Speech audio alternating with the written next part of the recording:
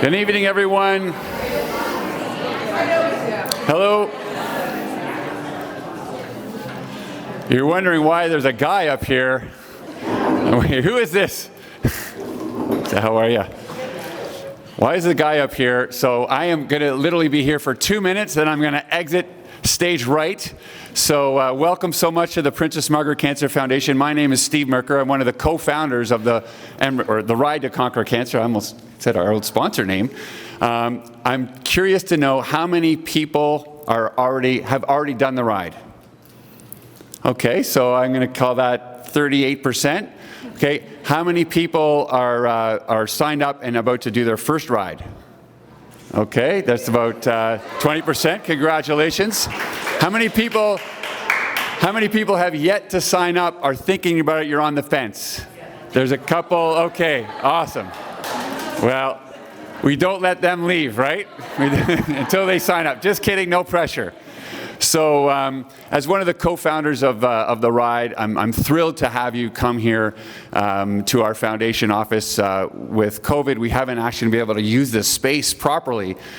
So it's wonderful to have you here. And we know how important it is for people to feel comfortable on our ride, because it's not a race, it's a ride. It's nothing about speed. We hope you are speedy with your fundraising.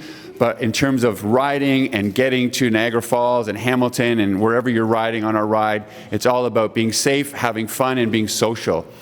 And I was just talking to one of a rider back there, and I was explaining how the cycling world, it's, if you go into a bike shop for the first time and you're like inquiring about, hey Tan, hey, Linda, wow.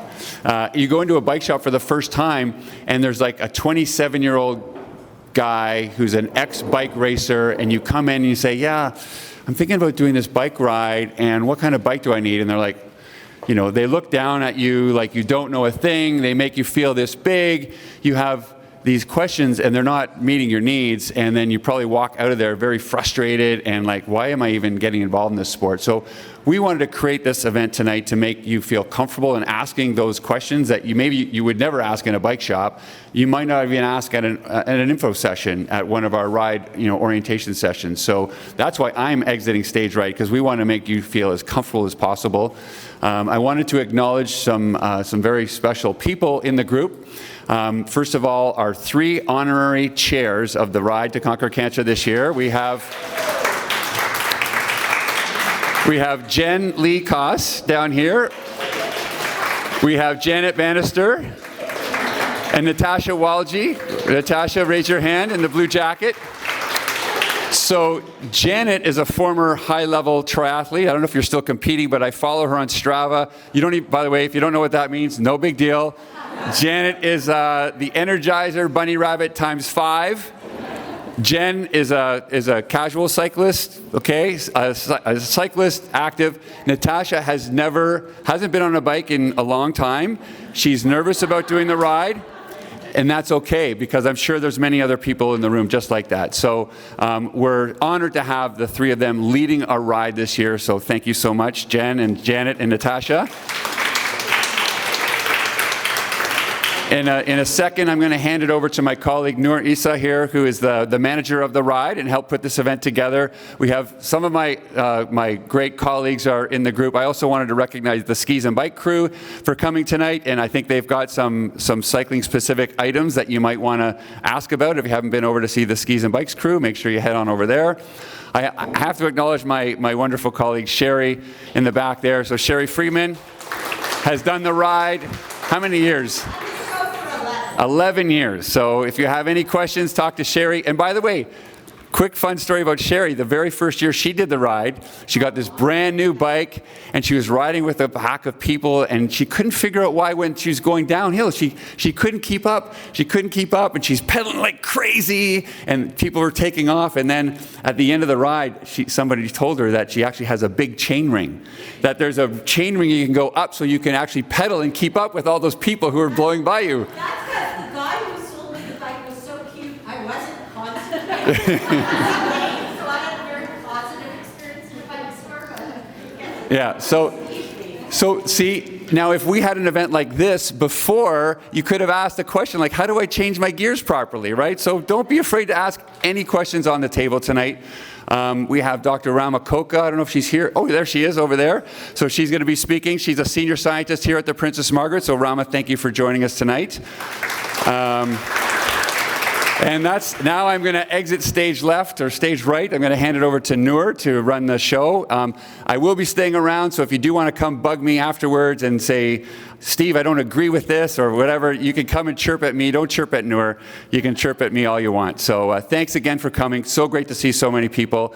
And I look forward to seeing you all on the road in June. Noor, over to you. Thank you. Okay. Thank you.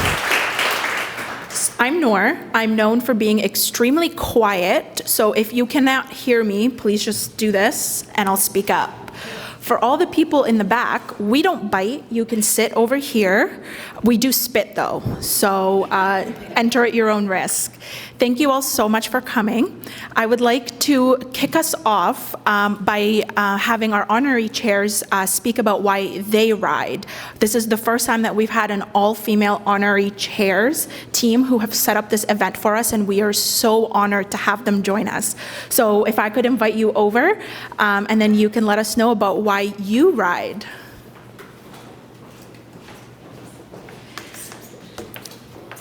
We just need this for recording. Okay, do you want me to go first? Go ahead. Okay. First of all, it is so great to be here. Thank you so much for coming. Just wonderful to see everybody's smiling face out there. So a couple of things. First of all, absolutely honored to be in this role. I was thrilled when Steve called me and invited me to be an honorary chair.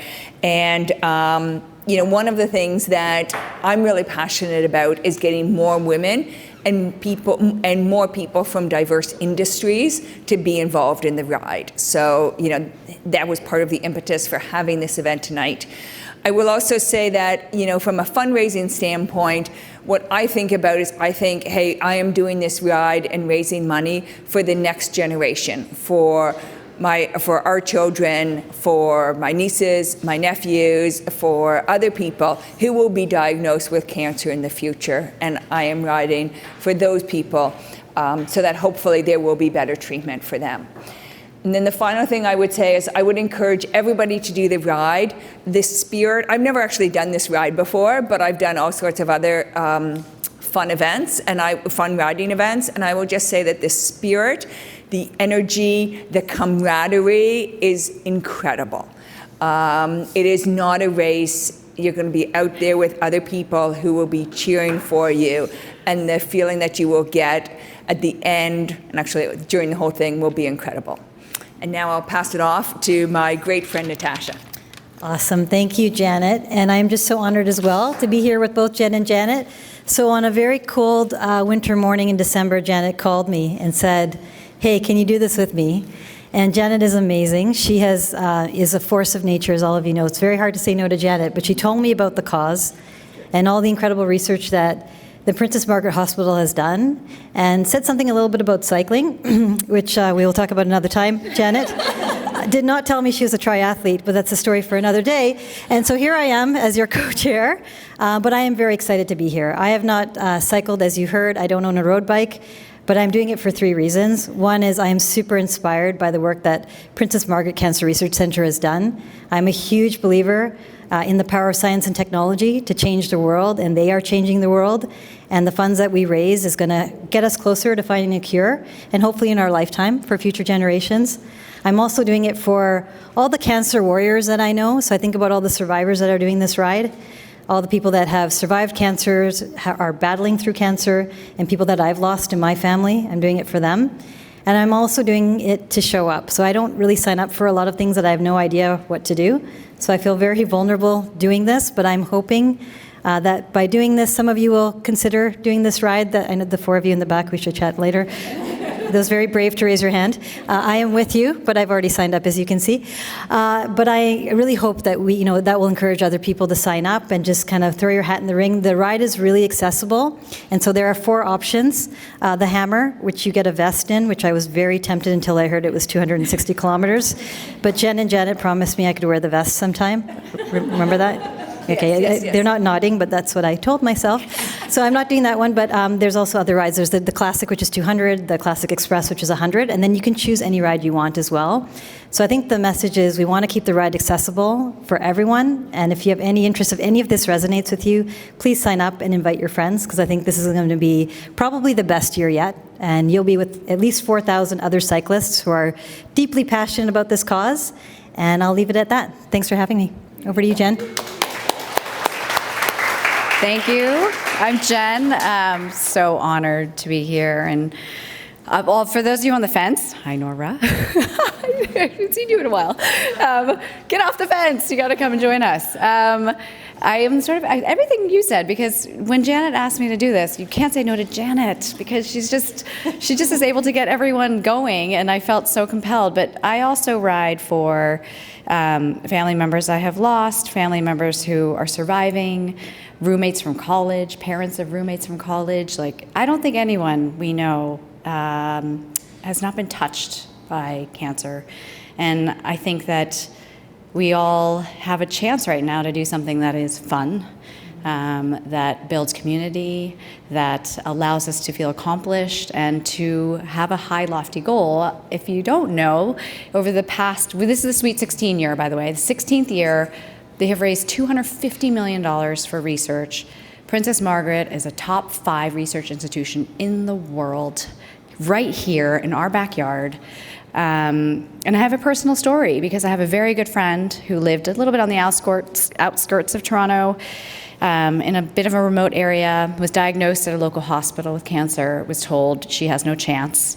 And I was like, we need a second opinion. And so I went to somebody who I knew at Princess Margaret and asked him if he could please help. And he did. And she got a longer lease on life. And she got into a special trial. She really, honestly, she would come in and she would stay with us in the city, go back out. I just felt like, again, this is in our backyard. They're doing incredible work. They're giving people a chance, and finding, hopefully, a cure for something that's going to, impact people that we know. So I'm just very honored to be here and so excited and cannot wait. I have heard, by the way, that on the last day when we were in Niagara, like, the mist starts to fall on your face and you get really emotional, and I'm ready for that. I'm ready for that moment. So I hope to celebrate that with all of you. Thank you. Okay. One other thing. So you may hear about teams. And so anybody who is here, you feel free to form a team. It can be your neighborhood. It can be with a bunch of around your your kid's school. It can be around your company. Anything. A team has a minimum of 2 people, so you can find a friend and form a team. Or Jen and I have started the Dream Team, called Dream Team, one word. Anybody here, and frankly any of your friends who want to join our team, we would love to have you on our team. Yes. And you can join, you just go online. I'm sure we're going to be talking about the details, but basically just go online, Dream Team, one word. You'll see our smiling faces and our names, and you just sign up and you're going to be part of our team, and we're going to have a great time together. Okay. Yes. Thank you so much. Thank you. All right. Yes. And I love the blue representation both on and off the screen. Thank you. A couple of housekeeping items. If you're wondering why this microphone is so clunky, it's not because I'm that quiet. It's because we are recording this. So if you do miss anything or you have any friends or family that are really interested, you can say hi to the camera back there, and we'll send this out after. If you do need to use the washroom or take a call or anything, you're welcome to ask my colleague Candace, who's standing in the back, and she'll direct you to any of the facilities. We hope that you are able to stay with us for the entire duration. For now, I would like to introduce Dr. Rama Khokha, who prefers to go by Rama. I checked, so I'm not being disrespectful. Rama is a senior scientist at Princess Margaret who has been with us for 27 years. She's also a professor in the Department of Medical Biophysics at the University of Toronto, and this part was really cool to me when I was creeping you on the internet. Her work was recognized by the prestigious 2014 Nobel Prize from the Canadian Cancer Center Society Research Institute, which is quite impressive. So please help me welcome Dr. Rama Khokha.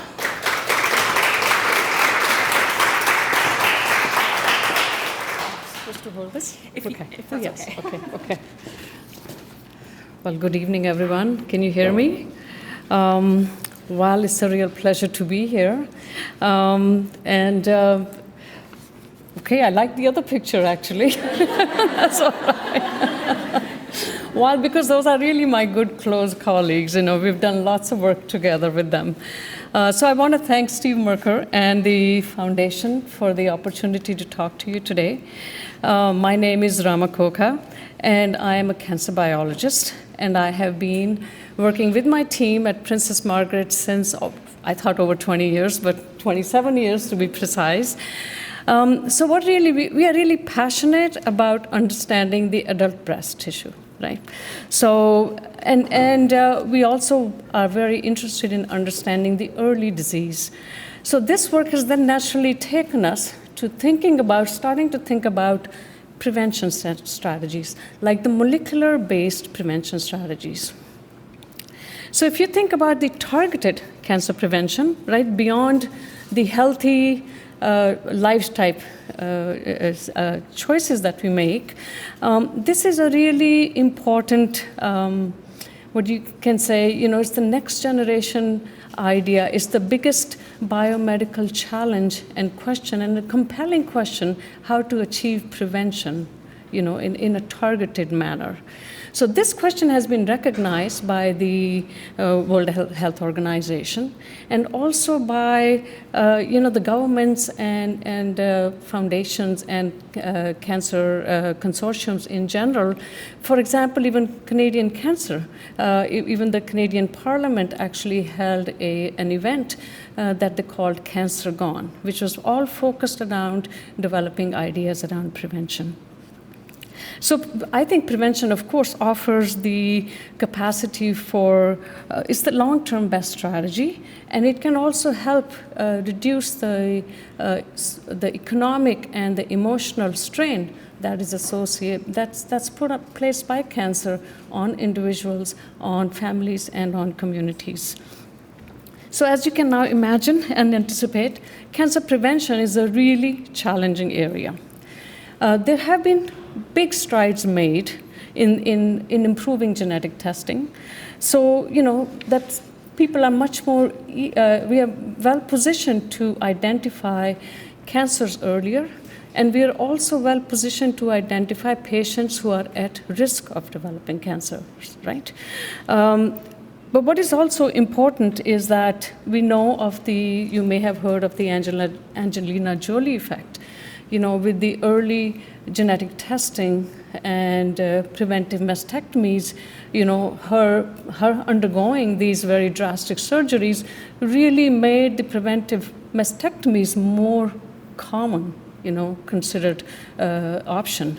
But what we really we want to go and develop non-invasive, targeted prevention strategies, that can offer more new options to the patients who are developing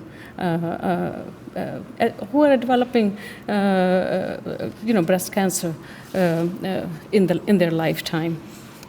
So early on, discoveries from my team actually helped inform and guided the design of certain prevention trials, especially two are currently ongoing on patients that have BRCA1 mutations. So with this experience under my belt, a few years ago, we really pivoted our research to make prevention more of a focus in our research program. So I started working with Thomas Kisslinger, who's in the middle, and Dr. Hal Berman. Thomas Kisslinger is a clinical proteomics expert, and Hal Berman is a breast cancer clinical pathologist. And we started building this tissue bank, the breast tissue bank, that collects the earliest disease samples very systematically. And this has really opened fantastic opportunities for systematic and deep molecular analysis of this tissue. And we have really gleaned collectively important fundamental insights into the factors that contribute to increasing risk of developing breast cancer. So really this work has focused on identifying characterization of cancer precursor cells, the cells that eventually become cancer. Are not yet cancerous, but they are cancer precursors. So over the years, it's been a pleasure to work with these guys, but our team has expanded considerably. We now have a number of early career investigators who are also part of our team, and some of these investigators have recently been recruited to the Princess Margaret Cancer Center. So, each of them really bring their own sophisticated and advanced technologies to our group, really increasing the horizon and the kind of work that we can do collectively. So with their efforts, we're really well positioned to take on groundbreaking work and continue with this work. We are focused on identifying cancer precursor cell vulnerabilities. We are developing new paths for rationalized prevention. We are also testing drugs that are tried and are known to be safe and effective, and we want to see whether they can be positioned in this prevention space. We also work with our clinician colleagues to begin to identify the exceedingly small amount of cancer factors, that are shed into the blood. So collectively, I think we are really well poised as a group. I want to give you a few more examples of what we are doing collectively. So my group is really now very well positioned to do a deep molecular dive into understanding the nature of high-risk breast tissues, because there are many different categories of high risks, and we want to understand them broadly. Then, with the help of Federico Gaeti, who's a new recruit, he can actually and we do this analysis at a single cell level. Now, Fede can actually apply more sophisticated multi-omics technologies to these single cells and project what is the exact path a precursor cancer cell is going to take to become cancerous cell. Then with Shane Harding, he looks at the DNA damage repair, DNA fidelity, as the tissue grows, and he's beginning to understand how the DNA damage repair is then coupled to the influx of immune cells that come into the high-risk tissues. And then with our other colleagues who are not within Toronto, but let's say at the University of British Columbia, Chris Maxwell, he's focused on understanding precisely how the precursor cell division initial growth differs from a normal population. Now, the idea to really go deeply into all of these things is that they're actually targeted agents that you can apply to block each of these stages, these steps. So I think collectively I feel very positive, and I think we are really ready to take on the challenging research in the cancer prevention space. I just want to check my cheat sheet here. So, I think I feel very confident that with the effort of this group, we'll come up with this, not one agent, but with a suite of agents that will be non-toxic and more applicable and more poised for long-term application. Now, alongside the scientific discoveries, we are also setting out to develop an infrastructure within the hospital to enable the breakthroughs and also enable clinical trials, because those are the things that are actually going to help the patient care.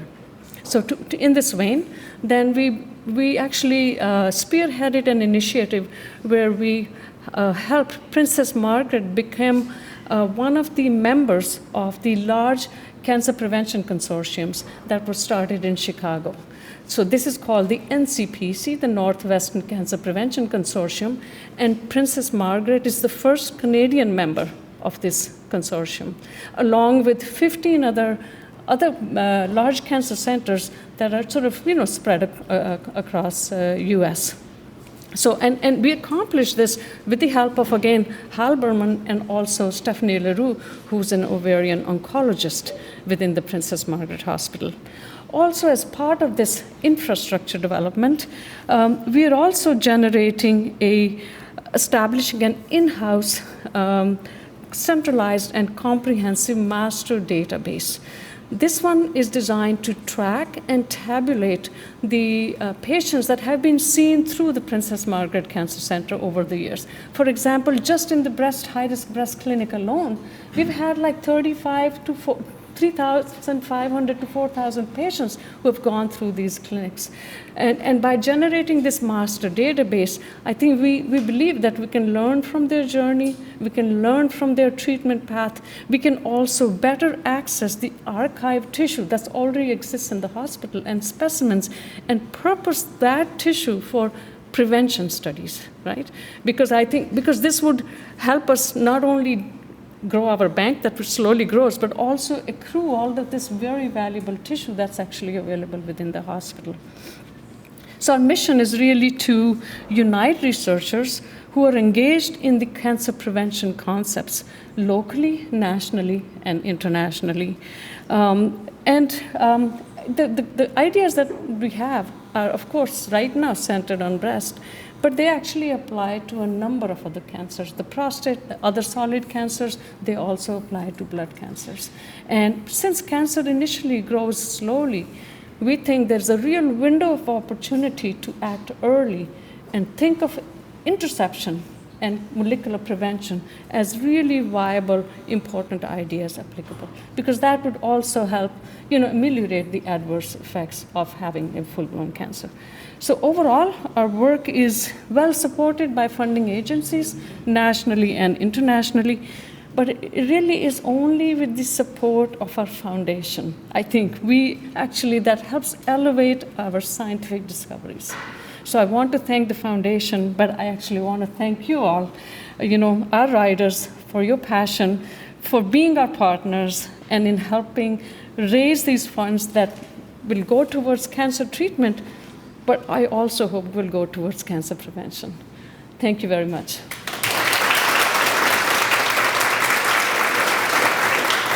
Thank you. Thank you so much for taking the time out of your day to share the research with us.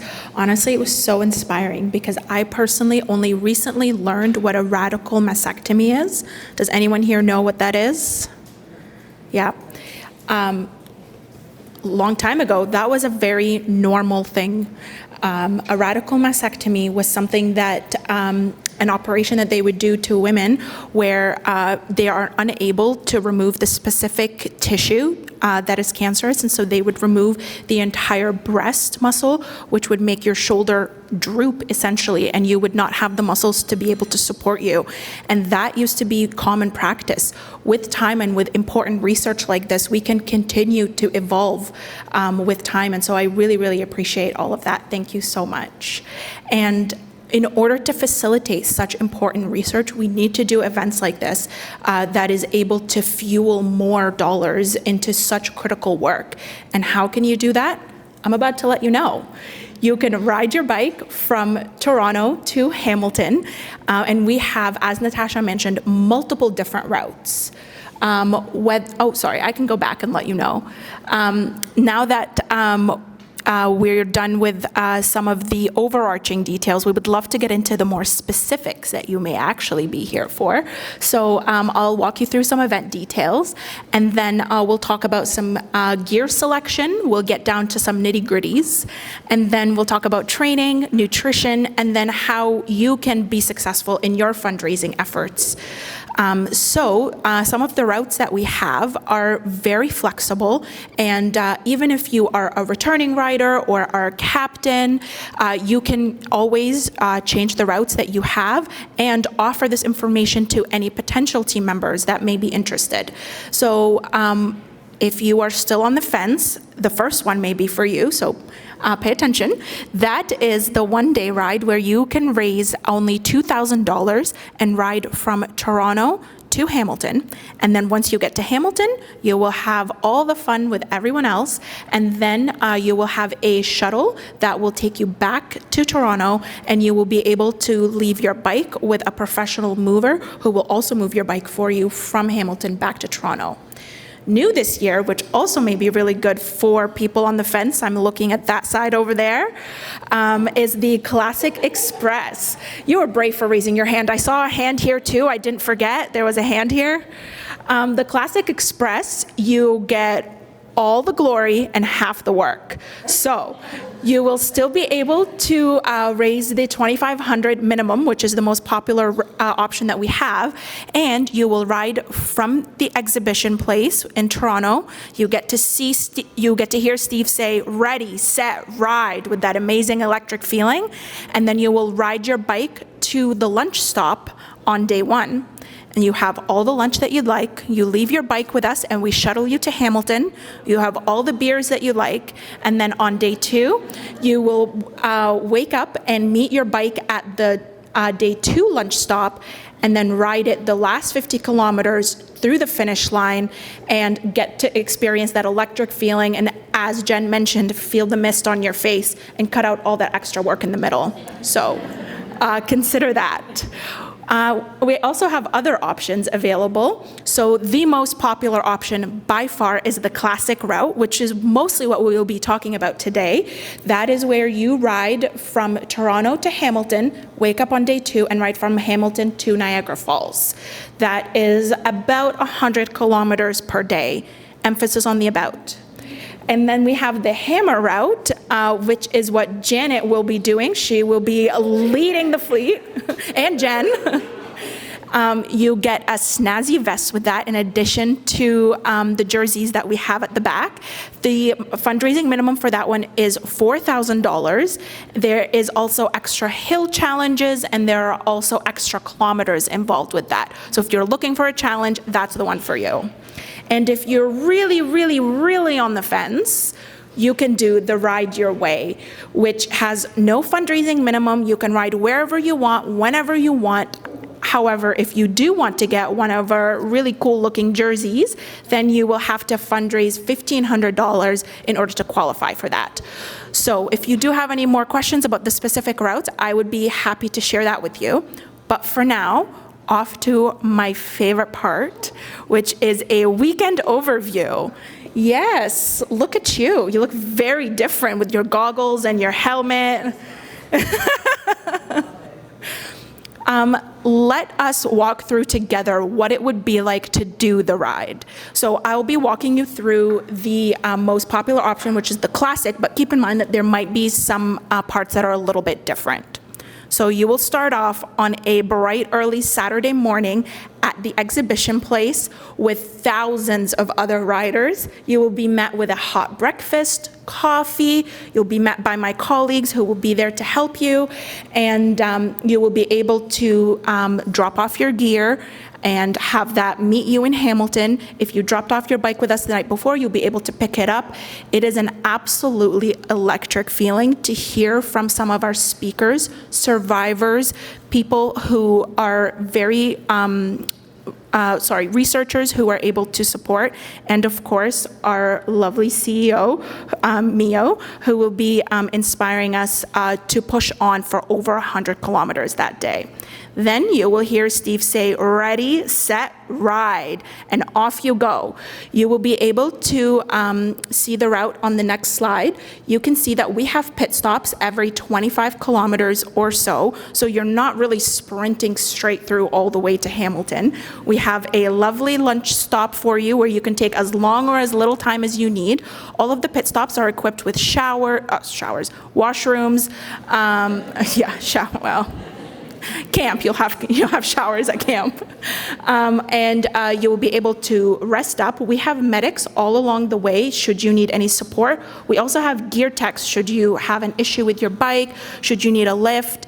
And if you have an emergency or you're really just feeling not great, you are able to ask for a ride to the next pit stop, where you can then reassess whether you want to keep going or not. Keep all of those little details in mind. They're definitely a last resort items, but I did want to let you know should you want to use them. Then when you get to McMaster University, I know I said this is my favorite part, but this is actually my favorite part because I worked there for 7 years. It has a special place in my heart. Camp at McMaster University is an absolutely electric time.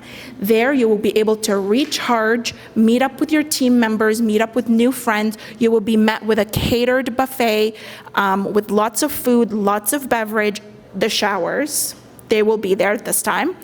And you will also have the opportunity to stay in the dorm rooms, go off into your hotel, or use a tent if you're really brave. You will be able to see our infamous camp show hosted by Steve and other RIDE colleagues. You will be able to hear from researchers, survivors. You will laugh, you will cry. It will be a great time. It is absolutely a roller coaster of emotion. I have some images on the next slide that you can see some of the happy times that you can experience, lots of different entertainment, and we would love to hang out with you at camp. Then it's lights out, usually by 9, unless you're a real party animal. And then you are up bright and early on day 2, where you will have your coffee, you'll have your breakfast, and then off we go to Niagara Falls. Again, you can see that it's very similar to day 1, where there is a pit stop every 25 kilometers or so. There's a lunch stop, the exact same experience that I mentioned. You will be supported. You will have all the help that you need. You'll have a little wristband with you as well. Should you need to call anyone or need any help, we are here for you. Then you can make it to Niagara Falls. On a bright sunny day, you will be able to feel the mist on your face as you cross that finish line. And a really fun stat is that we've been doing the ride for 15 years, coming up on the 16th, and we have only had 2 rain dates. So we really try to arrange with Mother Nature for you, and we have been working on that. At the finish line, there are limited showers, there are washrooms. You will be able to hang out with your team members, really celebrate the triumph that you have accomplished. Whether you did the entire route or you did part of it, we are all in this together. You will have an opportunity to register for the ride there, and on the next slide, you'll also see some more images of that. And now, oh, I guess I didn't put that picture in, never mind. If you have any more specific questions about the experience of the weekend, please don't hesitate to contact me. I'll have my contact information at the end. I just wanted to give you a really quick overview, but I could talk about this alone for the entire hour.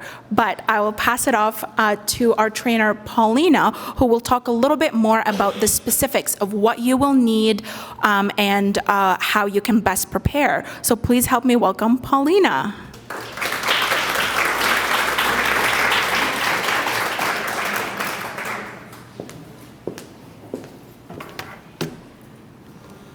Thank you.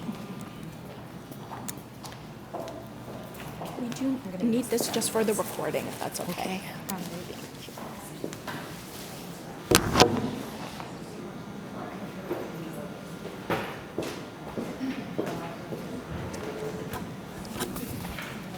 Hi, everyone. Hi, Angie. Have you done this before? No? Okay, good. I don't know if this was asked earlier, but how many people have actually done the ride before? Oh, okay, so this is good. So quite a few who this is new for. All right, so we've got quite a few subjects that we're going to talk about today. We're going to do bikes, accessories, equipment, your clothing, training, and then we're going to do a little bit on nutrition, which I'm going to try to keep really simple, and that's why I have my plastic bag, but it's from Nature's Emporium, so I thought you would all be okay with that, because I know plastic's out. Okay, so how to choose a bike. Some of you may already have a bike, you may not have a bike. These are all the bikes and many other types of bikes that you will probably end up seeing at the RTCC. So with this picture, I draw a line down the middle. You've got the cruiser and the mountain. These are pretty heavy, a little bit on the slower side, and then you have the hybrid and the road bike. These are the two that I'd say that you'd probably see the most of. I actually tried to Google today to see if they had percentages of what types of bikes are ridden, but I couldn't find any information like that today. So maybe they'll do that for in the future, okay? So if you don't already have a bike and you're gonna buy a bike, you need to think about, what's that bike for? What do I want to do with it? So you see underneath some of the pictures, it's got ideas of the kilometers. For the hybrid, I've had several girlfriends who have done this ride, this special event, and they've all used the hybrid because it tends to be really comfortable, okay? And then that's also how we set you up, which we're going to talk about as we move through. All right, we'll go on to the next one, okay? All right, so budgeting scenarios, and I've put the picture of the anatomy of the bicycle. So that might look like a lot, but with Skis and Bikes here, they'll even agree that that's just kind of the surface of what the bicycle is. And I think for women, it's really good to have a handle of some of the anatomy. You don't need to know everything. But understanding like the frame and the wheels. The frame is actually the heart of the bike, and then you have the wheels, your saddle, and your handlebar. But when you're in a bike store, and if you're making a purchase, or if you have to take your own bike in, being able to talk about parts of the bike versus, for me it was, this thingy here keeps making this noise, and that would be like the derailleur, and I thought that was some type of a French word. So, you know, and then sometimes like the mechanic would get a little annoyed with me, like, where's the noise coming from? I'd be like, I don't know, somewhere in the front. So over the years, I've really started to learn to be able to talk about the bike, and I just find that the communicating with when I need a new bike or with the mechanic, it has truly helped. So another thing here is like, when you're going in, if you're in the process of purchasing a bike, or you already have a bike and you do this ride, but you want to upgrade, and you're like, I really enjoyed that, so now I'm going to really truly invest in something. Setting a budget is quite important. The bikes can vary in price, and these are actually quite right. The price is down here. Your entry level for a road bike is around $1,500, and then you can go all the way up to $25,000 plus for your super bikes, right? That's where you're going to get something a little bit more aerodynamic. You can have it custom painted. You're digging it all out with the components that you want, and it looks pretty special, and they ride a lot faster, and they're nice and light, okay? Next one. We've got a lot of slides, so I have to kind of get through it all. Okay, so I've just kind of talked about this if you're going to be buying a bike. I wouldn't necessarily just walk into any bike store if I was going to be making a purchase, because it's a lot of money to make an investment. I'd ask my friends, work colleagues, if you're on part of a team, who do they go to, where do they recommend? It's also nice to pick the local bike store that's closer to you, because I can guarantee you when you first get a new bike, you are in there visiting it a lot. For several reasons. One of them would be the fit, and also when you do get a new bike, the cables, etc., everything kind of stretches out.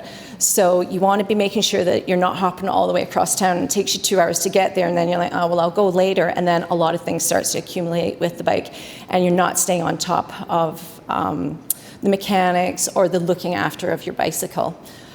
Another thing that's absolutely critical, and it's up here on the screen, is you have to get your sizing. And I think I'm looking over here, like most bike shops will do a sizing for free. Yeah, so when you go in, that's something that you have to have established. And then once you're set up on a particular size, like I'll give you an example, I'm a 51 now on all bikes across the spectrum, so I can kind of go anywhere and I know that this is what's going to fit me. I had a saying there for the fit of a bicycle.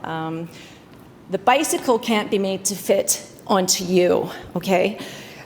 I hate when I sometimes see like the bike is too big, and then it's like you're trying to swap this part and that part out of the bicycle, and sometimes it just doesn't work. So really build that relationship with the bike store, and if you're not sure about that, just bring in all your gal pals so that you can all ask a lot more questions as you go along. All right, next slide. Okay. Here we go. Some of the outfitters who can help you out. You've got Darnellis Bike Shop. I know them really well. Neil would be one of the guys there. You've got Kind Human, skis and bikes right here. If you've got any more questions, you can head on over here. Okay, so these are the people that are supporting if you're needing anything new with your rides, okay? All right, so like Natasha had her girlfriend, I don't know if she's still here, Janet had called her up in December and said, do you want to come out and let's do this right? So maybe you've got a bike and it's been sitting in the garage for a couple of years. Okay, somebody's laughing. Yeah, all right. So, you know, the cobwebs are kind of there. You know, I would start getting that bike out now, get it in, have a good tune-up because the cables do tend to dry out. The tires, if they've been sitting there and they haven't been pumped up, they can get cracked a little bit.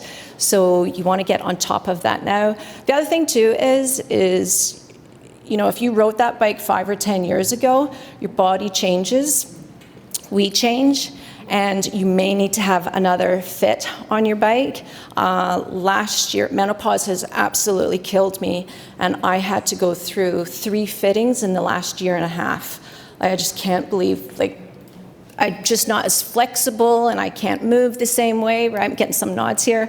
So 3 fits last year, that was a lot. I probably hadn't had a fit for about 10 years. So that is absolutely critical for you, okay? I did put this in here, the front and rear lights in good working order. This is Ontario Highway Traffic Act. You must have lights on your bicycle, and if you plan to ride with a club, you do need to have bike lights or front and back, and it's 30 minutes before and after the sun, okay? So if you're riding in a group, sometimes the police will stop you on that if you don't all have your lights on. The other thing too is, if I'm riding during the day, I always have my lights on. If you've got it on the rear red and it's flashing, you can probably see that about 3 kilometers away. So it's just adding more for the vehicles to see you when you're out there, and the same with the front light. Okay. Can you borrow a bike? Of course. And I think that's how a lot of us get into riding. It could be your kid's bike, a girlfriend, a friend, it's your neighbor's. You can absolutely use that.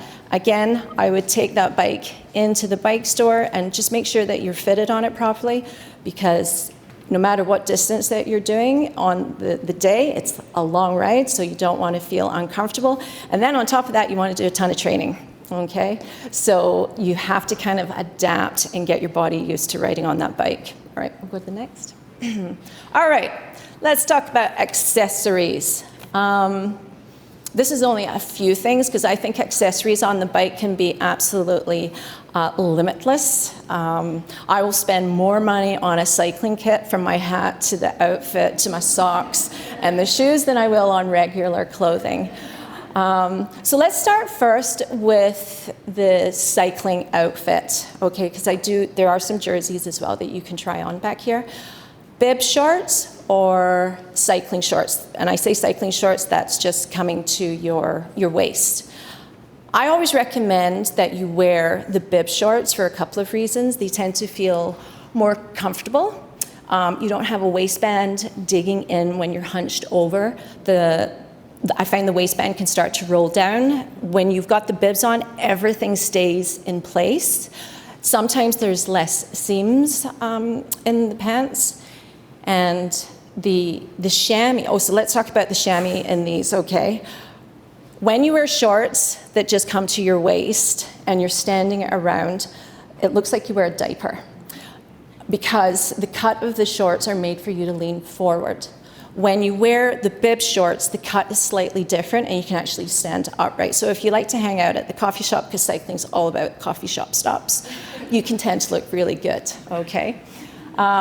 So the chamois in men's and ladies, there is actually quite a difference. So, you don't want to just be grabbing your husband's or your partner's shorts for the ride. So the women's shorts will tend to be wider, and this is because women's have wider hips, and your sit bones will be in a different position. So this is to take the pressure and any vibration that you're getting from the bike. The chamois itself inside as well is anatomically cut out differently for the perineum.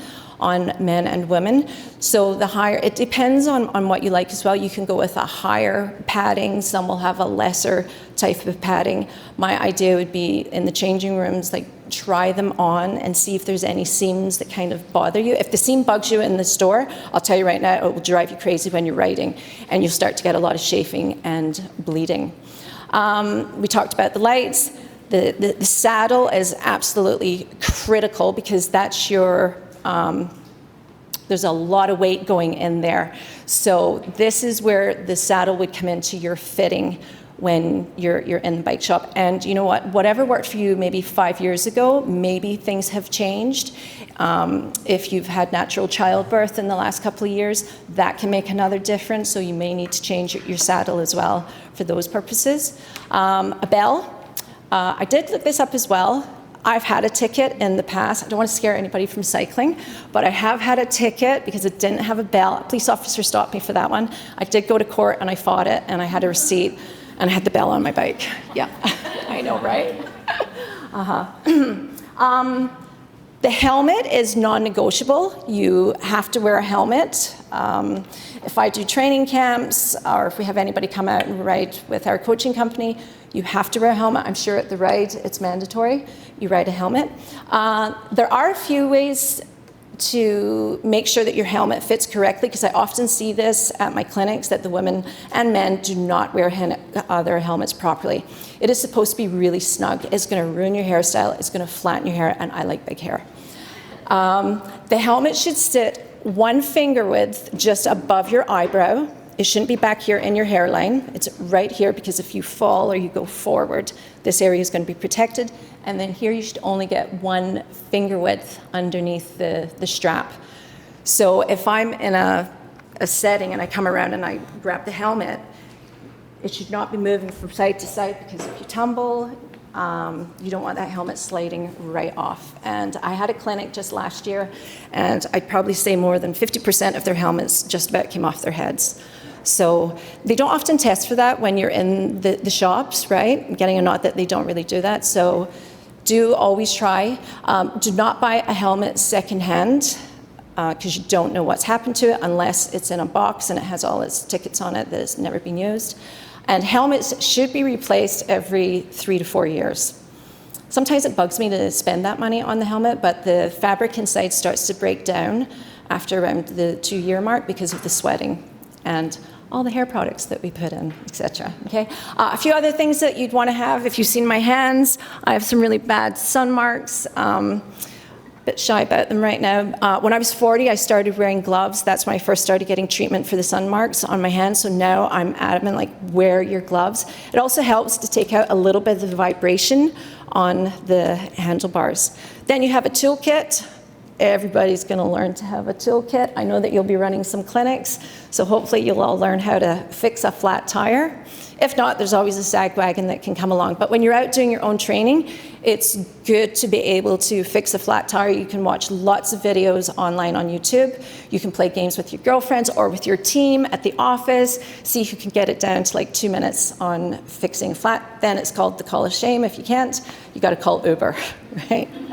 All right, I think that's pretty good on the accessories. We'll move on. Okay, what else do you need when you're writing?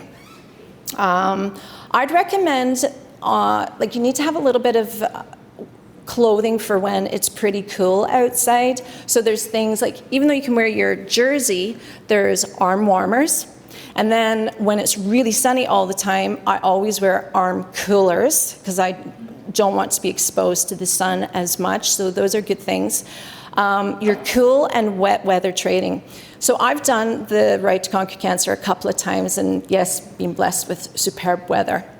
But I do recommend that you do learn how to ride in weather that's not so perfect. Okay, now, if it's absolutely lashing down when you come out the driveway, that's the worst going into a bike ride. But if you know it's gonna rain a little bit later, it's okay to go out. You have to learn how to ride because you wanna know, what does the road feel like? It does feel a little bit different. The big thing with the riding outside when it's wet is you don't wanna be going on the white lines because they're slippy. And that's where your back wheel, if you're taking a corner, that's where you'll tend to slide out. So just learning those little minutiae things about the different types of weather. So the cool weather, you can get your tights, jackets, leg warmers and arm warmers and a vest. You can start out, if it's like 6 o'clock in the morning and it's a little cool, you can put these things on, and then that's why we've got the pockets in the back of our jersey. Then as it starts to warm up, you can just take these things off and slide them in there. Okay, another one up there, chamois cream. And there was a message sent about, I think it was like, what do you do with it? Where does it go? All right, so the chamois cream, it is over here. I think it's the chamois butter. There's so many on the market. So chamois cream is an antibacterial cream that you can use in your crotch area, okay? In the past, you know, people used to always rub it on their chamois, but you don't need to rub it there. You just scoop it out, put it in your hand, and get in there and just mush it all around, okay? So I don't use it at all. I think because nope, I don't use it. I don't like it. I don't really like the sensation of it. But I've got my set bike shorts, and me and my saddle have become one. So I'm at peace there. For some people, they like it because they feel that it helps to eliminate saddle sores, all right? Any type of friction, okay? All right.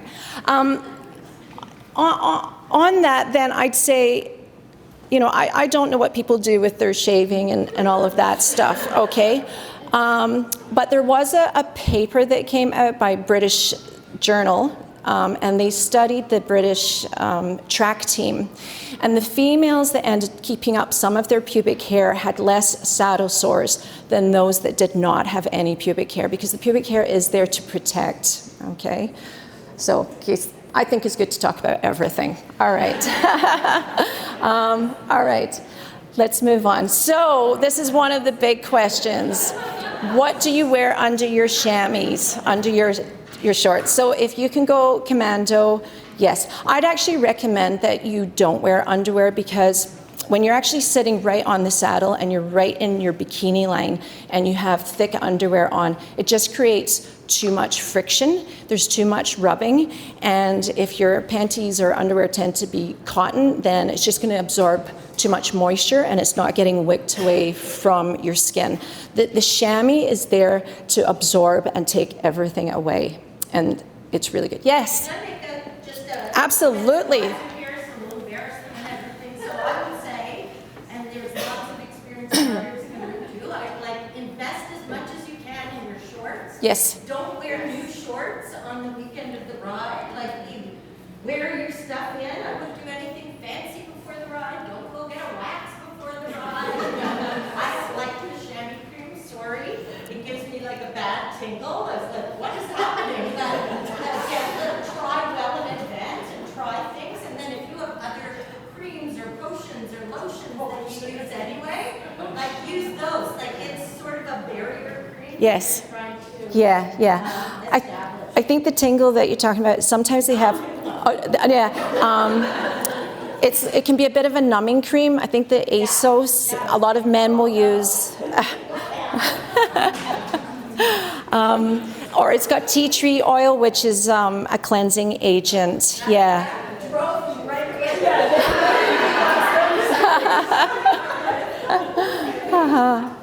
Okay. Yep. So sorry, I don't know your name. Sherry, and thanks for all these great tips. Okay, all right, yeah. So like Sherry is saying, you know, like try, all right? And if you have bought a pair of shorts and they're just not working, like invest a little bit more money. It really makes a difference. Like, yes, I said that, you know, you can go unlimitless with the accessories, but spend the money on the shorts. That's absolutely the key point there, okay? The last thing I would say, I promise I should stop. No, I love I it. wear long gloves no matter what. I wear long gloves when it's 30 degrees out. I'm used to them and I like them. And you save your nails. And if you fall, like I just feel, and we all fall. Yep. Okay, you get back up. Like it's better for your fingers and your hands, or if you have to change a tire or do something yucky. It's helpful. Yeah. And I've never worn bib shorts, but you. Okay, all right. And the thing with the gloves, like if you fall and you get road rash all in here, it is brutal trying to get all the little stones or soil or anything else out of there. So the gloves are just a to-go for. And I do wear the long gloves, and you can do anything with them. And the other thing is if you're eating on the bike, it keeps your hands, because I hate my hands being sticky. So yeah, so I just, use whatever I'm going to use. Okay, all right, next one. Okay, all right, so now we're going to talk a little bit about the training tips. So the RTCC, they do have a couple of events that will be happening April the 29th or April the 30th out in Milton. And then May the 13th, again, that's not being recognized where. I'm not sure of how long, but RTC will let you know. 25, 50, and 75K. So that's a great point to test yourself out and see hey, how's my training been going along here? Okay. Cycling clubs. Toronto's absolutely fantastic. There's loads of cycling clubs that you can join here. The Morning Glory, there is the women's group. There's also, and please help me here, the Soul Sisters of High Park. That's another all-women's group that started up during the pandemic, and a great group of women there. They do clinics as well, so you've got your support there. Darnellis Bike Shop there over at Lawrence and Victoria. They also do women-only clinics. And again, the nice thing about when you're riding with women-only clinics is if there's a set pace that's established, there's a set pace. If it's going to be between 23 and 25, it's not turning into 35, okay? Yeah, because most clubs, if you're riding with guys, that's the way it can tend to be, or women clubs will have a lot of it's a no-drop policy and you all stay together, which I like, and I think that's the way riding should be. It's a social thing. Unless you have a number pinned on you, then it's a race, but that's not what we're talking about today. Okay. All right, next one. Good. Okay. Training resources. There is a Strava that you could join. I actually quite like Strava. So take your screen pictures of this, because you can start up some great communication here. If you live in a certain neighborhood, maybe you can help to organize rides with some other people that are doing this. So everybody that's linked into the Strava account here would be everybody that's doing the Ride to Conquer Cancer. You can also kind of brag about your QOMs and how far you've ridden and what you've been up to. So just talking about the training, it is from this weekend, it will be 15 weeks out. How exciting, right? Has everybody started their training? I love it, good, okay, all right. So if you haven't and you don't know where to start, I did write out a 15-week training program. I did design it for beginners. It starts out very easy. My recommendation is 3 to 4 times a week. The first 2 rides, you can move them around, but let's say I put them in a Tuesday and a Thursday. You're starting out at 30 minutes, the next ride would be 40 minutes, and then your first weekend ride is around 60 minutes. So I'm trying to start out nice and easy, and that's what you want to do. It's nice and aerobic. You're not trying to smash and get PRs and blow your brains out or go to some wacko spin class, okay, where the instructor's yelling at you. But what you're trying to establish here is getting into a routine and getting that feeling back to getting into training if it's not something that's in your repertoire right now, okay? Then each week I've built up the training anywhere from 15 to 30 minutes. So it's a nice progression building all the way through. By the time you get up to the 12th week, if you're doing your back-to-back rides, and this, you can pick and choose what you end up doing because there's so many rides to choose from to make it accessible to your lifestyle, which that's the most important thing because you want this to be fun. You can add on the extra ride on the weekend. If you are doing the 200, then my suggestion to you is that you do learn to ride back-to-back because you are going to feel a little bit uncomfortable. You're going to feel a little bit fatigued, especially on the Sunday morning. And if you're camping out and you're used to a nice fancy bed, I don't know what you actually sleep in, or if you're sleeping on the ground. You're sleeping on the ground? Oh, and a sleeping bag. Yeah, you're going to feel it. So you want to make sure that you've done those double back-to-back rides, okay? And in that plan, I think you'll have access through Ride to Conquer Cancer. I do talk about like what you can do on other days, each week, what the focus is. And then on the weekends, I've got some ideas of nutrition, and then there's a whole glossary.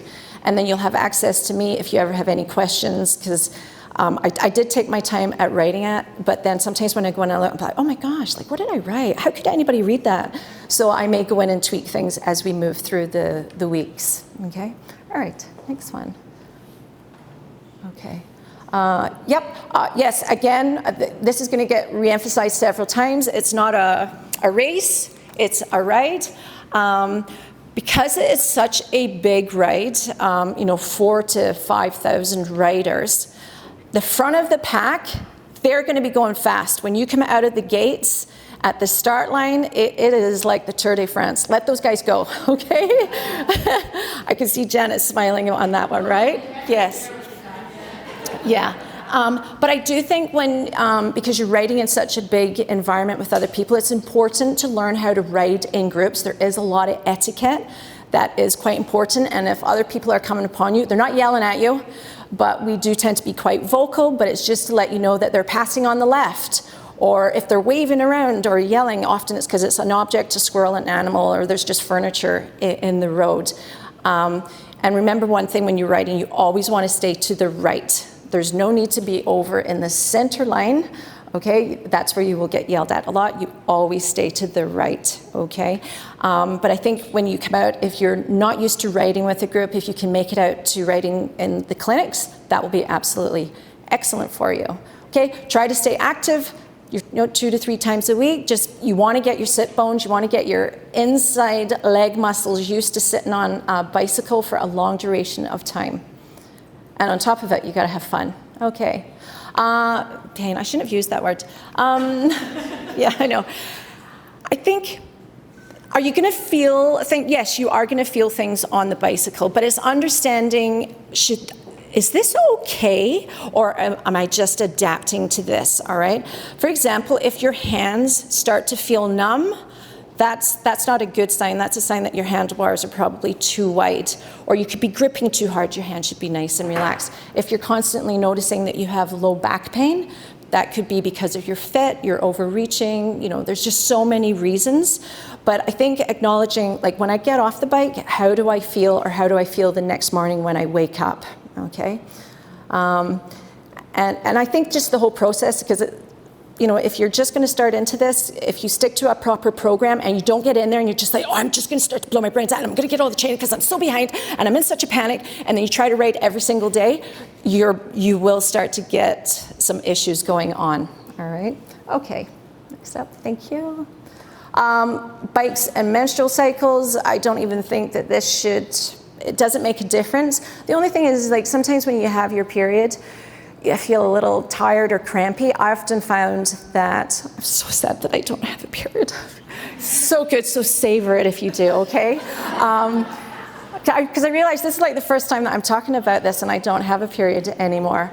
But I do remember that even if crummy as I felt, or if I had a really crampy stomach, once I got on the bike, or if I was running or swimming or doing any type of exercise, it kind of went away and I'd always feel a little bit better, okay? So the only thing is the string, like try to tuck it away, because that's awful if it gets caught, and it just kind of gets a little bit uncomfortable in there, or whatever you end up using in here, okay? And if you ever have any where it just starts to have one of those heavy days, that's why we wear the chamois shorts, and most shorts come black, so it's all good, okay? All right, let's move on from that. Okay, all right. I'm gonna keep the nutrition simple, because every time I listen to a podcast, I always think, oh, this is it. I'm going to get the magic answers on how to eat. And then it's just like so sciencey, and it's gone completely over my head. Okay. So here we go. So this is quite fancy stuff up here. So I find that the biggest question I get asked when it comes to nutrition is, so I'm just going to go through my notes here to make sure I kind of stay on track. What do I eat? And when do I eat, okay? So I actually want to read this verbatim here. So there's two things I'm going to talk about here quickly. Performance nutrition is the focus of easily digested carbs with low fiber, low protein, and low fat in order to allow the food to pass through the stomach more quickly and be easily broken down for quick absorption into the bloodstream for energy. Okay, so on those weekends, when you're doing your longer rides, you do need to eat. And I know that when I first start working with athletes, they're like, what do you mean I have to eat? Like, that sounds weird. And if you're not used to consuming calories when you're exercising, this can be a whole new world that opens up to you. Your daily nutrition, okay, this is when you want to have a slow release of energy throughout the day being released into your body through your gut, and that's through your fats, your fibers, your protein, and your carbohydrates in each meal. So your daily nutrition tends to be different from what you're going to be eating when you're actually exercising, okay? So I have a couple of ideas how you can eat when you're writing. I know that you probably have all your gels and all that. Okay, all right. So when we're writing, we always want to have carbohydrates, because carbohydrates it was kind of got an evil name there for a while in endurance sports, and everybody wanted to go to keto, and now it's like, oh no, now we're going back to carbohydrates. Okay, all right. So in 1 hour, you can tend to eat between 45 grams of carbs, and 1 gram of carb is 4 calories. Sorry, I lost my track there. So you want to eat between 45 grams up to 75 for women. Now, if you're going really hard and you're doing the super long distance, like the 260, and you're going to be on the bike for 4 to 5 hours, you can actually train your gut to consume more carbohydrates. And this has been through the sciences, but that is something that you have to train for, because if you're not used to it, you'll end up with a sore stomach or just issues, okay? So if you were out riding, here we have the fabulous banana, okay? So this is about 105 to 110 calories, and a banana has about 30 grams of carbohydrates. So that's your I put 30 grams, so that's 120 calories. Bananas are great on the bike because they do kind of fill you up, but the only thing is, they're big, they're bulky, and if you're trying to get them in here, the tops can fall off, and then by the time you get to, there's been a fly on it, or it's gotten all brown, and they go a little bit mushy. Okay, so that's an option. That's good if you're going out for a shorter ride. One of my favorites is Jube Jubes. Okay, I don't use the fancy Cliff Shots at $3 a pack. Sorry, guys. 8 Jube Jubes is 130 calories. Okay, that you've got right there. 33 grams of carbs. That's fantastic. I can tell you right now, I probably eat 3 to 4 servings of this in an hour, okay, because they're just so tasty and yummy. So that's another thing that you could be eating. Oh, and here's another one of my staples is baby potatoes. Okay, these are cheap. They're a great slow-releasing carbohydrate to eat when you're on the bike. 5 of these. This is going to give you that little bit of more substantial feeling when you're on the bike. This is 50 grams of carbs and 260 calories. So perfect. So this is why when we talked about you want to wear your long gloves just so that your hands don't get all icky, okay? And then another would be the Medjool dates. These are absolutely delicious. 2 of these dates are 132 calories. Now, sometimes on a longer ride, I find I get just a little bit more hungry. Like if you're doing up to the if you're training up to the 75 and the 90K and you're going into that 3-hour range, sometimes I'll put a little bit of almond butter in between, and then that gives you a little bit of protein, and you just feel like you're getting a little bit more of a filling. So then when you get to the coffee stop, you're not going to just ravenously eat everything and make all types of choices. Okay. Now here's something that we do all tend to use. These are your gels. Okay. But this has only 90 calories, so it's not a lot. And I find that you'll go through quite a lot of these. But if you're wanting something quick and on the go, then these are perfect. Okay. And then this was my nutritionist got me onto this, a Nutella sandwich. If you like, it's the only time I'll eat Nutella is when I'm riding a bike. White bread, it's gluten-free. It's just fancy bread. I didn't cut the crust off. A Nutella sandwich will give you roughly 470 calories. So I wouldn't eat the whole thing in one go. I'd probably half it and then stop at a halfway point. So like they talked about on the ride, you can stop every 25 kilometers. I'm not sure what they'll be serving at the event, but in your training, when you're doing your rides, if you learn how to, sometimes you can just pull it out the back, or maybe you have to stop, so you can stop and eat your foods.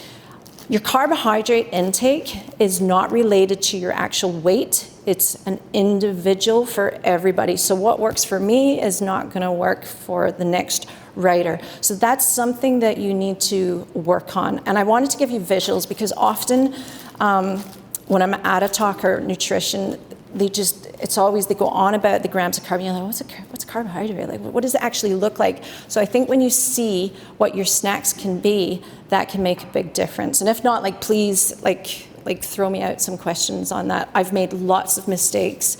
The reason why you have to eat on the bike is because in the morning you wake up and you have around 1,400 calories stored glycogen in your muscles.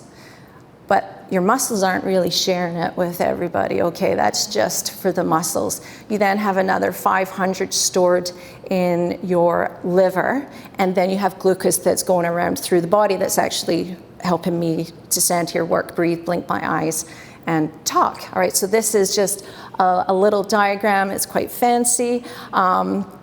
So these are the doors and the passages of how the carbohydrate is entering into the body and the doors opening up. And as you exercise, and if you exercise at a higher intensity, those doors at the bottom, the gray thingies, they're going to be opening up a lot faster to hand out all those carbohydrates that needed. So that's why you need to be eating while you're on the bike. Or you have the bonk. And if you've never had a bonk, that's when you have a hypoglycemia. I've said it wrong.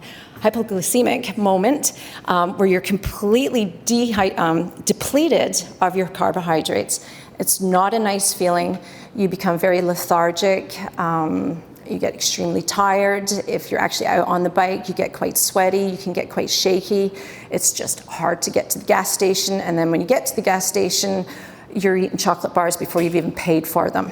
Okay, and if you've had a bad bonking session like that, it can take a couple of days to try to recover from it. I don't know, for me it seems to happen once every year. I still do it, even though I know I should be eating, and then sometimes you forget, you're writing, you're chatting with your friends, and then all of a sudden you're like, oh, I don't feel good. Or you're riding along, you feel really good, and then you're at the back of the pack, and that's when you realize, I haven't eaten anything for the last 2 hours. So that's why you do want to keep on top of that, okay? And then the next subject was a little bit about protein. So when you're in the midst of your training, we don't often have you consume protein because it's very heavy.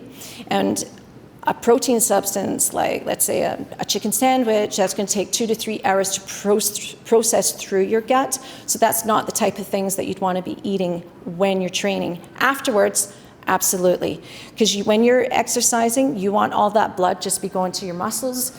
You don't want it to be shunting to the stomach to help to process and break down all the foods, okay? Another thing with the protein, and I had just learned this through I think it was British Cycling. I was on a webinar with them. Let's say you've been out exercising for about 3-4 hours and you come in and you're like, oh man, I'm starving. Make your protein shake, because a protein shake is more easily absorbed into the muscles than having a chicken sandwich or real food. I'm all about real food.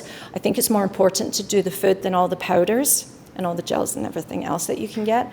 But that's one thing that for my training, I've really tried to stick to getting in that protein shake.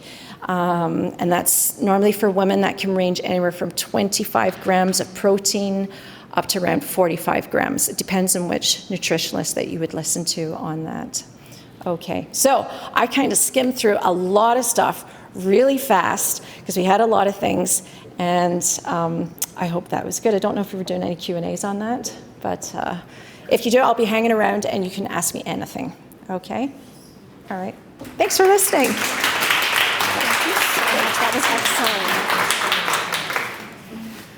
Well, that was a lot of information, very helpful. I learned a lot. Now that you know what to eat, what route you're going to take, what to expect, what to do down there, all the intimate details, how are we going to make an impact together? How are you going to get to the $2,500 minimum that is most popular, or even crush that? Fun fact is that the actual average fundraise by the average person on the ride is actually $3,500, even though the minimum is $2,500, which actually has not been increased in many, many years. So if you adjust for inflation, that's pennies. But anyways, we have a lot of resources for you. We also have a lot of best practices and tips. We've been doing this for 15 years. We have a lot of ways for you specifically to make sure that you fundraise successfully. And we have all of those on our website, and we'd be happy to answer those. But today I'm only going to talk about what the ride actually can do to help you. So once you register for the ride, you will have access to your participant center. That is a center where you can connect with your donors, connect with your team members, and have a platform that you can share your story and your images on. And if I may take just 30 seconds to tell you a really quick story about how that is so successful. I had the pleasure of meeting 16-year-old Olivia McNamara 3 weeks ago. And Olivia was diagnosed with cancer when she was at the tender age of 2.5 years old. Her little body was riddled with tumors from head to toe. She counted them. I can't even keep count. And she went through 18 months of really, really intense and rigorous chemotherapy. Her dad started riding in her honor, and he has been doing the ride for 9 years. He is an extremely competent fundraiser. He's very well versed in it. And 16 is the minimum age to ride, and so Olivia will be doing her first ride this year. And she has gone in and updated her participant center because she's so excited, put a picture, put her story and everything. And already she has far beaten her 9-year veteran fundraiser dad by simply updating that and sharing her page with her network when her dad simply hadn't done that. And so really it's the smallest things and resources that end up going such a long way. Some other things we have are social media toolkit to get fun pictures out there to your network. We offer Facebook fundraising. We also accept offline donations in this online digital world. We're happy to help you in any way. And our lovely ride guides, Sid being one of them, are always here to help you with anything that you need. We also have other things that you are able to use. On the next slide, I have some images about, some text about matching programs. We actually just wrapped one up in February for a $100,000 match, and we will have another one, hint, hint, register today. And we also offer a refer and raise program where if you refer a rider and you both fundraise, then you can both get a credit towards that. If your workplace offers matching, we are also able to accept workplace giving, and we offer a lot of incentives throughout. I mean, you saw some helmets, you saw some jerseys. There is so much more that I could sit here and talk to you about, but I will highlight just one today, which is the Ambassador Program. The Ambassador Program is for people who recruit or fundraise well above average. We have 4 different levels, and if you are interested in learning more about this program, please let me know. We would love to have you be an ambassador of the ride. For now, I promised you lots of crying and lots of laughing at the ride, so let's experience a little snippet of that for the next 5 minutes together through the Why We Ride video. Your mind is racing. You can spiral out of control. You experience every negative feeling. It felt like somebody punched me in the stomach, knocked me out. My name's Bernadette Misk, and I'm from Niagara Falls, Ontario. I'm Bernadette's husband, Joe, and from Niagara Falls as well. Julianne had a very, very high tolerance for pain. She came into my room complaining about a toothache. Long story short, did a biopsy, came back with the diagnosis of osteosarcoma, bone cancer. That little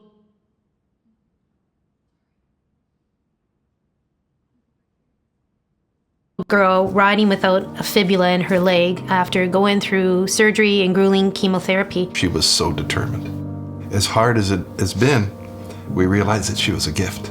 And sorry, we're grateful for that. We're going to be riding in Julianne's honor. My name is Robin Goldman, and I am from Ajax, Ontario. I don't think anyone's ever ready to be told that they have cancer. Felt like my life was ripped out from under me. After that moment, I haven't once thought that I'm gonna die. Not once. But when you don't know, you have no idea. All you know is cancer's scary. You just figure out how to keep going.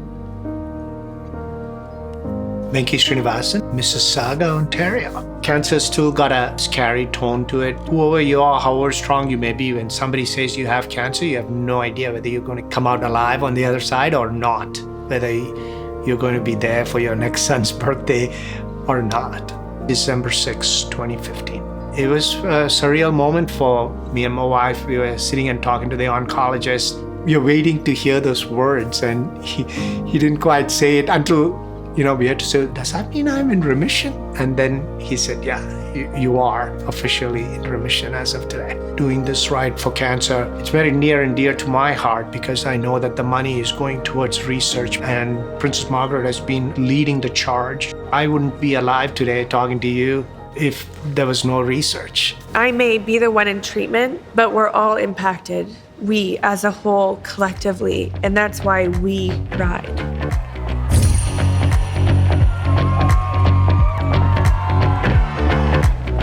The energy at the ride to conquer cancer, especially at the beginning, it's an experience you didn't know you needed. I would say it's a roller coaster of emotions during the start.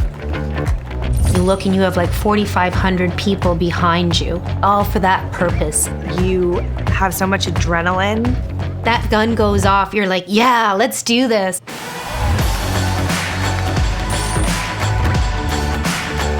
When you have the opportunity to ride with those thousands of riders and those hundreds of cancer flags, all the supporters, volunteers, it touches you in a way that you can't imagine. It's like the entire city or cities come together for this ride. The cancer journey, it's tough. There are days when you have nothing left in the tank. You just have to tell yourself, just keep going. Just show up for yourself and the rider beside you. And you may not know that person. And going through treatment, you may not know that person beside you in the waiting room who's getting an infusion. There's somebody behind you, beside you, to pick you up when you need that.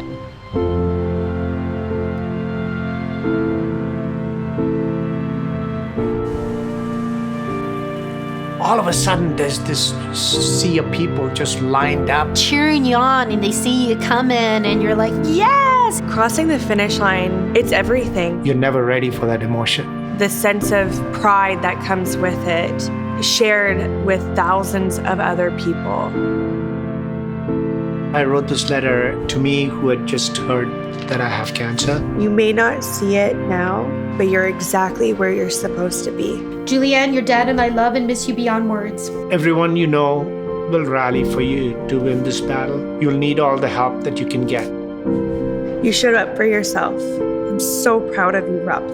Your dad and I will continue to do the Ride to Conquer Cancer in your name and raise much needed funds for research and pray that a cure is found for this horrible disease. Enjoy the ride.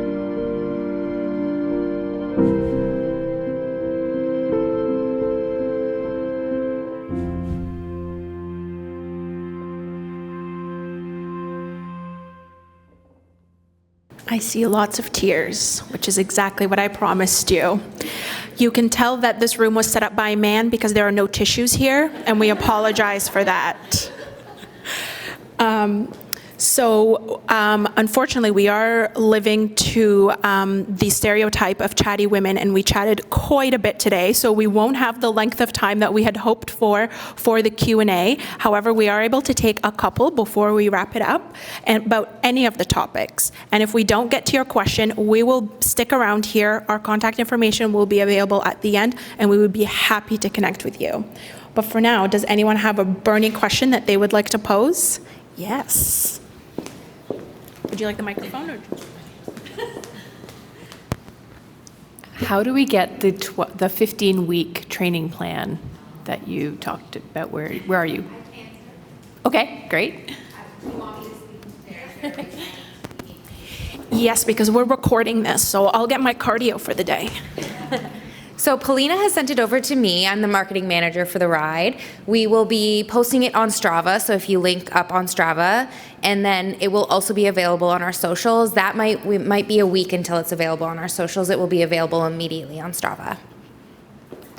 And if you don't know what Strava is, it is a cycling app that you can track your kilometers, and you can actually link that to your participant center that I talked about, and it's free. Any other questions? Oh, I see the chatting worked. We answered them all.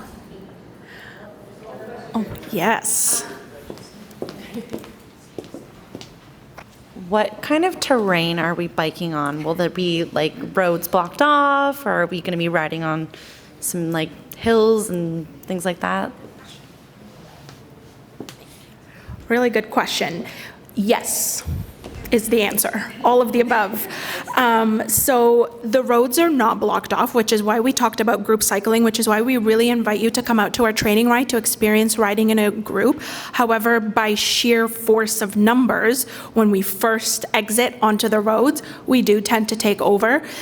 Some roads are private, there are some trails, there are some hills, both up and down, so we got you covered. But we do ride in all terrain and recommend that you do train for all of those. Sorry, what did you just say? We roads aren't blocked? No, you said we ride in all terrains? So we ride on some trails, not terrains, trails. But no, like gravel, not.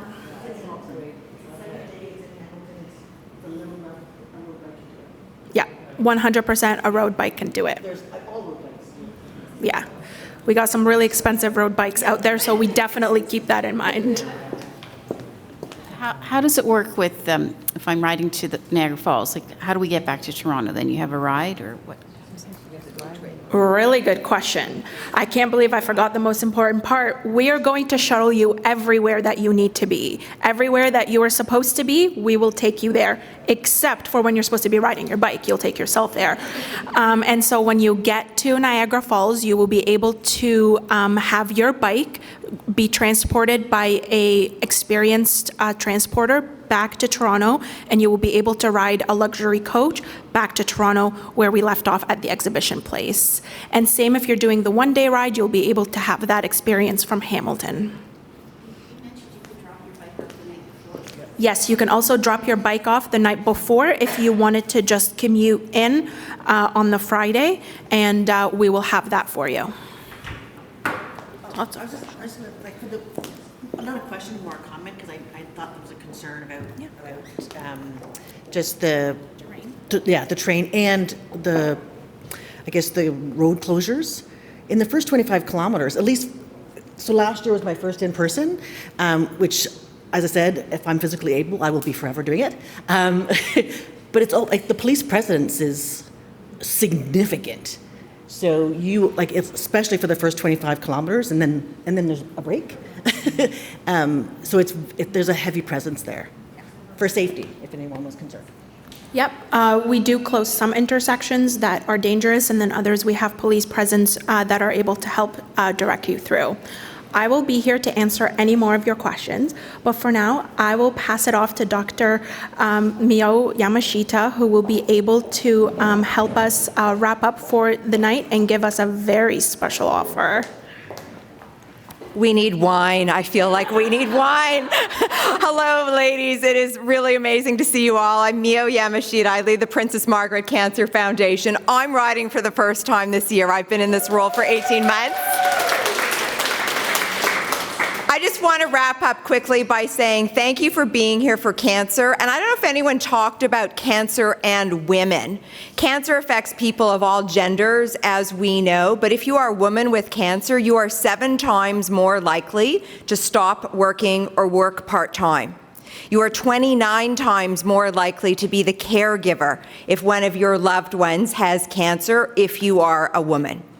And when we kind of look at what are we going to do about this, it's a group of women, and I hope people of other genders, but women who need to make a dent in cancer, the leading cause of death in the country and the second leading cause of death worldwide, if we're truly going to build a healthier future for this country, for each other, for our families, for our colleagues. And when we think about cancer internationally, the most common cancers for women are breast cancer and cervical cancer.